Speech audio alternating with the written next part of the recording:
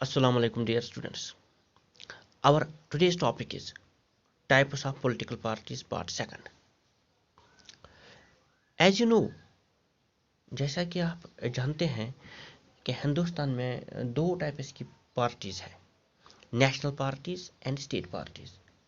In India there are both national parties and state parties, and every party in the country has to register with the election commission. क्योंकि national parties जो है, पिछले video में हमने discuss किया है national parties को, किस तरह एक पार्टी नेशनल पार्टी बन जाती है, क्या क्राइटेरिया फुलफिल करना पड़ता है नेशनल पार्टी बनने के लिए. इस पे हमने बात की थी पिछले वीडियो में. और आज हम बात करेंगे स्टेट पार्टीज़ पे. Other than national parties many parties are classified as state parties. क्योंकि नेशनल पार्टीज़ के अलावा और भी हमारे मुल्क में छोटी बड़ी बहुत सारी पार्टीज़ हैं, और इन सारी पार्टीज़ को कैसे क्लासिफाई किया जाता है, स्टेट पार्टीज़ की तरह. और नेशनल पार्टीज़ के अलावा और भी पार्टीज़ हैं जिन्हें स्टेट पार्टीज़ कहा जाता है. और जो ये स्टेट पार्टीज़ जो है, they are also known as regional parties. क्योंकि इलेक्शन कमीशन ये आइडेंटिफाई करता है कि किस पार्टी को हमें स्टेट पार्टी का दर्जा देना है और किस पार्टी को नेशनल पार्टी का दर्जा देना है. नेशनल पार्टीज को जाना जाता है रिकॉग्नाइज्ड पार्टीज के नाम से, और इसी तरह स्टेट पार्टीज को जाना जाता है रीजनल पार्टीज के नाम से. क्योंकि जो स्टेट पार्टीज का जो दायरा जो होता है वो ज़्यादातर एक ही रीजन तक महदूद होता है, और इसलिए इन्हें रीजनल पार्टीज कहा जाता है. But still such parties need not to be regional in their ideology or outlook. और इसके साथ साथ जो स्टेट पार्टी जो होती है, they are regional in outlook but plays a very important role in national politics. State party जो होती है वो देखने में रीजनल लग रही है, लेकिन नेशनल पॉलिटिक्स में इनका एक अहम ही रोल होता है.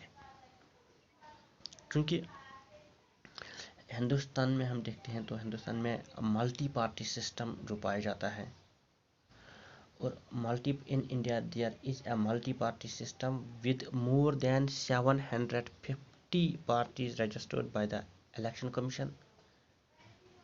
और मल्टी पार्टी सिस्टम में क्या होता है, in this system more than 2 political parties contest election to gain power. क्योंकि हिंदुस्तान में मल्टी पार्टी सिस्टम पाया जाता है, मोर देन 750 पार्टीज हिंदुस्तान में हैं अभी जो इलेक्शन कमीशन के पास रजिस्टर हैं. और इसके साथ साथ हम देखते हैं मल्टी पार्टी सिस्टम में ये अक्सर देखा गया है कि किसी एक पार्टी को इलेक्शन के बाद मेजॉरिटी नहीं मिल पा रही है.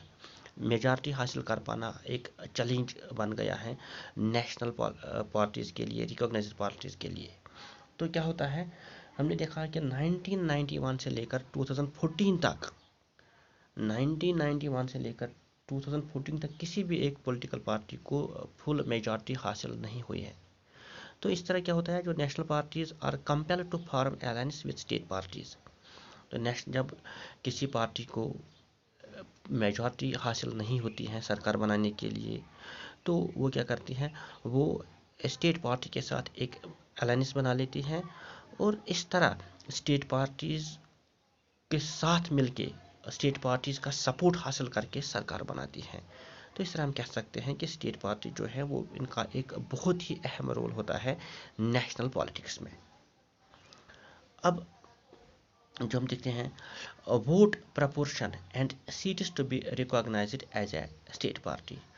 अब किस पार्टी को रिकॉग्नाइज किया जाता है as state party, state party बनने के लिए क्या क्राइटेरिया फुलफिल करना पड़ता है, कौन सी पार्टी को स्टेट पार्टी कहा जाता है. क्योंकि 6% voters in state legislative assembly and wins at least 2 seats. एक पार्टी स्टेट पार्टी बन जाती है, स्टेट पार्टी कहलाती है तब जब वो स्टेट लेजिस्लेटिव असेंबली इलेक्शन जो होते हैं उसमें 6% ऑफ द टोटल वोटर्स हासिल कर पाती है. और एट लीस्ट विन्स 2 सीट्स, और 2 सीट्स पे जो जीत दर्ज करती है।